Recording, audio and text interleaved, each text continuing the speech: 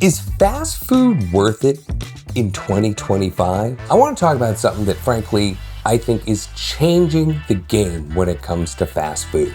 The price. If you've been to a drive-thru lately, you probably noticed that sweaty bag of burgers and fries is creeping up in price like you just went to a sit-down, mid-tier chain restaurant. Now, you're probably wondering, why is it getting so expensive? But here's what I'm wondering. What does this mean for the future of fast food? I've got some thoughts.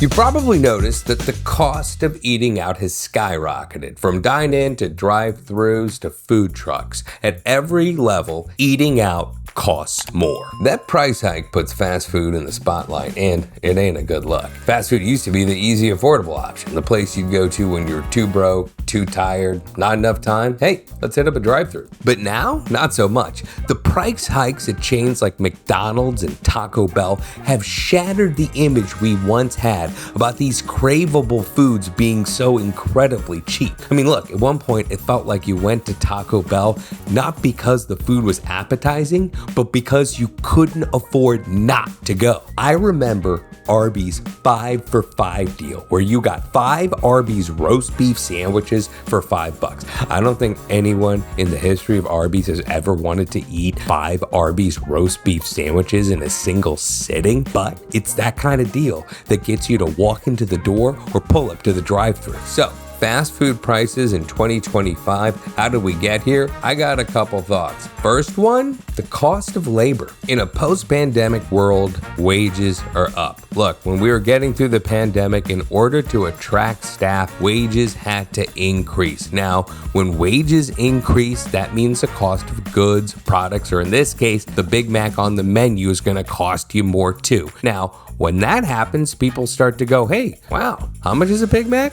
The cost of living is increased. We need to do something about minimum wage. In fact, there are elections coming up where some people are actually talking about establishing a $20 minimum wage. Now, I'm gonna say something. I am all for working people getting their fair due, but I promise you this, fast food companies are gonna look at a $20 minimum wage and they're gonna say, here's the solution, a $12 Big Mac. The cost of food has skyrocketed. You can just go to the grocery store to know that. And Corona, or the Roni as I call it, has also continued to affect supply chain issues, causing the occasional spike in prices. In fact, I heard bananas just spiked in prices, which is bananas. Greedflation. But here's the thing, these big fast food chains ain't gonna eat their profits. Heck no. They are in the business of maximizing their profits and squeezing every dollar they can out of that limp French fry. Economists will call them out for plain old price gouging. They see the news of inflation being up and they'll double down. Now, sure, they have to adjust menu prices for the increased cost of goods, but these guys are maximizing profits. It's the American way, but that means we all have to pay. Shrinkflation. Another thing that's happening is a concept called shrinkflation. That's when companies intentionally downsize their products. There's a video of actor BJ Novak from The Office on Late Night with Conan O'Brien back in 2007, where he shows off 2 Cadbury eggs.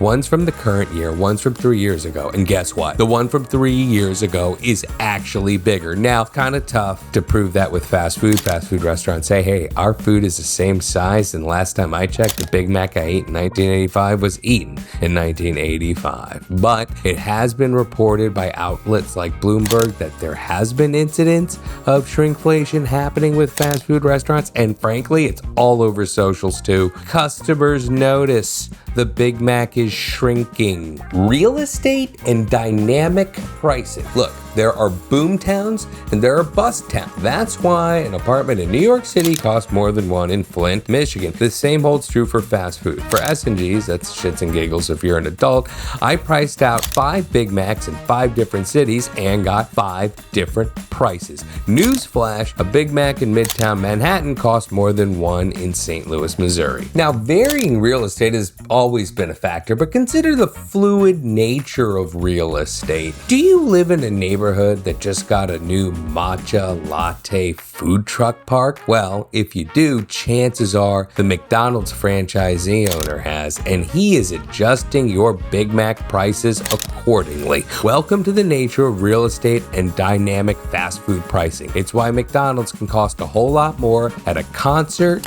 or at the airport. Time for a scathing indictment. You'd think during a recession that fast food would be thriving. I mean, when people are struggling, they turn to affordable options, right? Well, turns out fast food is simply more from a cheap, accessible food option to merely a reflection of inflation and corporate maneuvering. Oh, P.S., their profits ain't what they used to be either.